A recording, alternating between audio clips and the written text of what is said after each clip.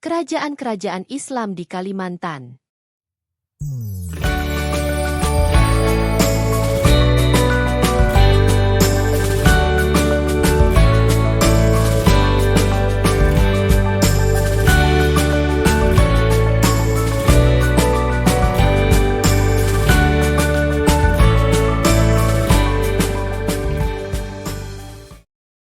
Di samping Sumatera dan Jawa, ternyata di Kalimantan juga terdapat beberapa kerajaan-kerajaan yang bercorak Islam.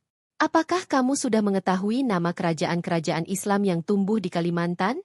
Di antara kerajaan Islam itu adalah Kesultanan Pasir, 1516, Kesultanan Banjar, 1526 hingga 1905, Kesultanan Kota Waringin, Kerajaan Pagatan, 1750, Kesultanan Sambas, 1671, Kesultanan Kutai Kartanegara, Kesultanan Berau, 1400, Kesultanan Sambaliung, 1810, Kesultanan Gunung Tabur, 1820, Kesultanan Pontianak, 1771, Kesultanan Tidung, dan Kesultanan Bulungan, 1731. Kerajaan-kerajaan yang terletak di daerah Kalimantan Barat antara lain Tanjung Pura dan Lawe. Kedua kerajaan tersebut pernah diberitakan Tome Pires, 1512 hingga 1551. Tanjung Pura dan Lawe menurut berita musafir Portugis sudah mempunyai kegiatan dalam perdagangan baik dengan Malaka dan Jawa. Bahkan kedua daerah yang diperintah oleh Pate atau mungkin Adipati kesemuanya tunduk kepada kerajaan di Jawa yang diperintah Pati Unus. Tanjung Pura dan Lawe, daerah Sukadana, menghasilkan komoditas seperti emas, berlian, padi, dan banyak bahan makanan.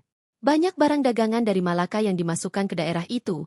Demikian pula jenis pakaian dari bengal dan keling yang berwarna merah dan hitam dengan harga yang mahal dan yang murah. Pada abad ke-17, kedua kerajaan itu telah berada di bawah pengaruh kekuasaan kerajaan Mataram terutama dalam upaya perluasan politik dalam menghadapi ekspansi politik VOC.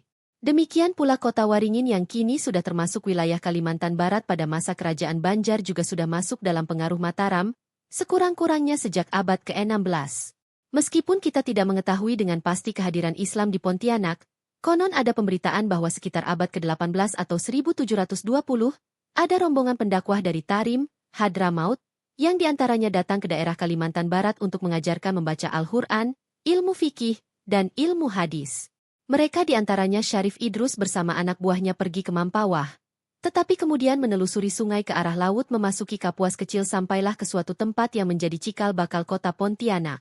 Syarif Idrus kemudian diangkat menjadi pimpinan utama masyarakat di tempat itu dengan gelar Syarif Idrus Ibn Abdurrahman Al-Aidrus yang kemudian memindahkan kota dengan pembuatan benteng atau kubu dari kayu-kayuan untuk pertahanan.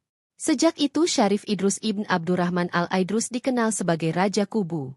Daerah itu mengalami kemajuan di bidang perdagangan dan keagamaan, sehingga banyak para pedagang yang berdatangan dari berbagai negeri.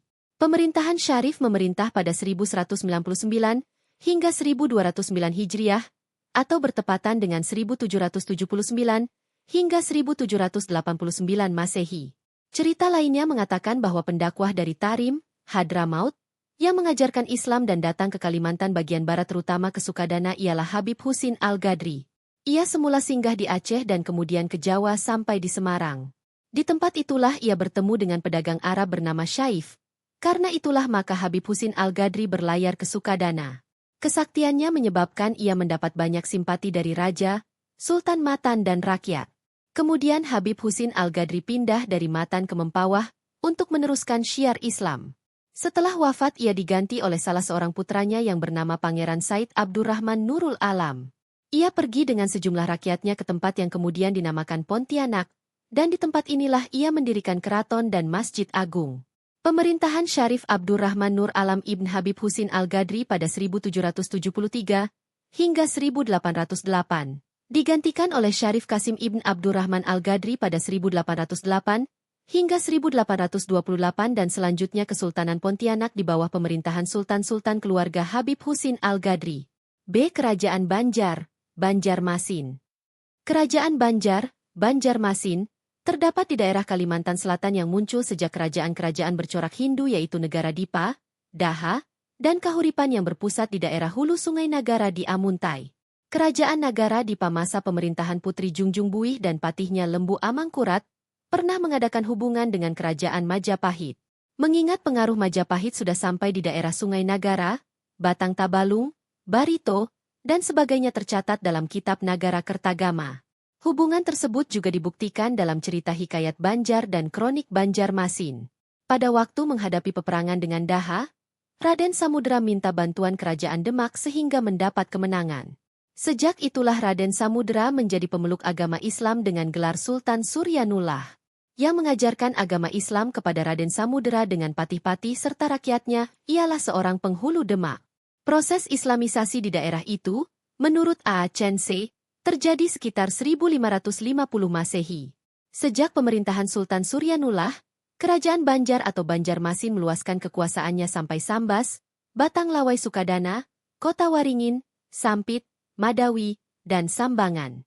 Sebagai tanda daerah takluk biasanya pada waktu-waktu tertentu mengirimkan upeti kepada Sultan Suryanullah sebagai penguasa kerajaan Banjar.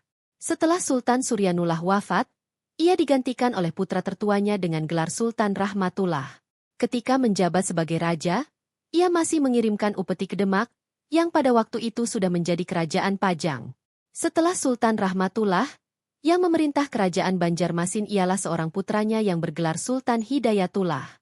Pengganti Sultan Hidayatullah ialah Sultan Marhum Panambahan atau dikenal dengan gelar Sultan Mustain Billah, yang pada masa pemerintahannya berupaya memindahkan ibu kota kerajaan ke Amuntai. Ketika memerintah pada awal abad ke-17 Sultan Mustain Billah ditakuti oleh kerajaan-kerajaan sekitarnya dan ia dapat menghimpun lebih kurang 50.000 prajurit. Demikian kuatnya kerajaan Banjar sehingga dapat membendung pengaruh politik dari Tuban, Arosbaya, dan Mataram, di samping menguasai daerah-daerah kerajaan di Kalimantan Timur, Tenggara, Tengah, dan Barat.